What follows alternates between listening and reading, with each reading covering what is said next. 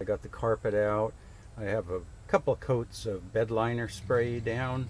I think just 2 coats. I'll probably give it another one, but I figured before it's set up really good, I needed to get this toolbox fit in here because I want to get it as far back as I can get it, like right up to here. So the box hits right here and it sits here, and I can't really do anything about those 2 spots, but back here there's sort of a bump out on the sheet metal here.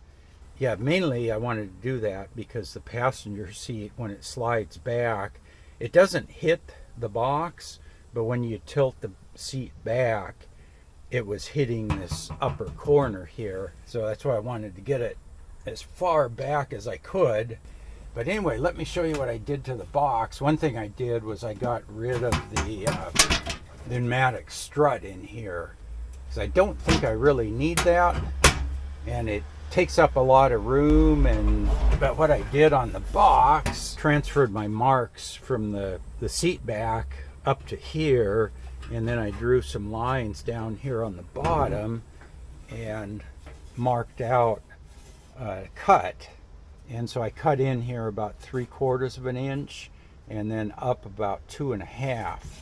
And so I bent the back in and then bent the bottom up, and that makes kind of a cutout that should fit around that spot there.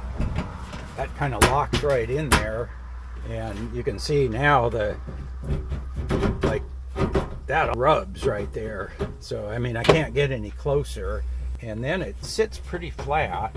What I want to do then is find a couple of places where I could drill down and put a threaded insert down there. Yeah, so I've got a big space underneath. One of the reasons I like this space is I can run wires under here, because I've got to run some wires up from below and then over into the side here. So this will make a nice wiring chase under there. Oh, and then one thing that if you do get rid of the strut, that used to keep a little upward pressure and keep the lid pushed up, but now there's a little bit of gap between the latch and the little knob here.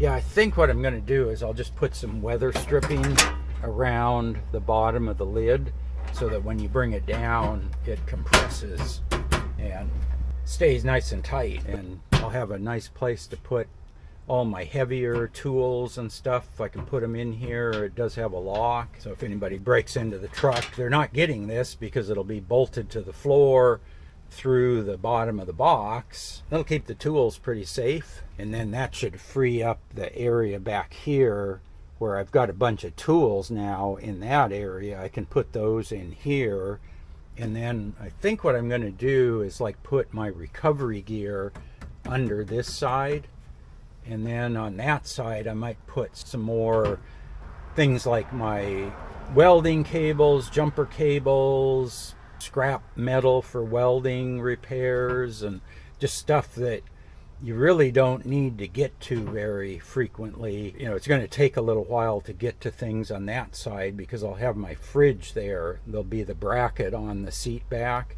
and the fridge will be slid in there, and it'll be plugged into a power outlet. So if I need to get into this area, I've got to unplug the fridge, pull it out of the bracket, move it out of the way, and then I can lift up the seat back and get to that area.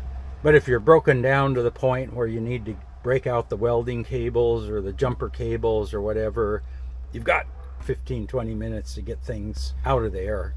So yeah, that's looking pretty good. Got that to fit in there. Just have to do a little bit of poking around, figuring out where I can drill some holes. I think if I get 3 bolts, that ought to do it. Yeah, so to the front edge of the toolbox, it's 77 inches, probably close to 2 meters of length here. And then this pad, work pad in the back, folds out like that. You know, the pad doesn't quite extend all the way to the end, so my feet will be off on the cargo mat, which has a little bit of padding. Most of the body will be on this, head and shoulders up here, 6.5 feet of length there, and I don't need to have a platform per se. See what I had here.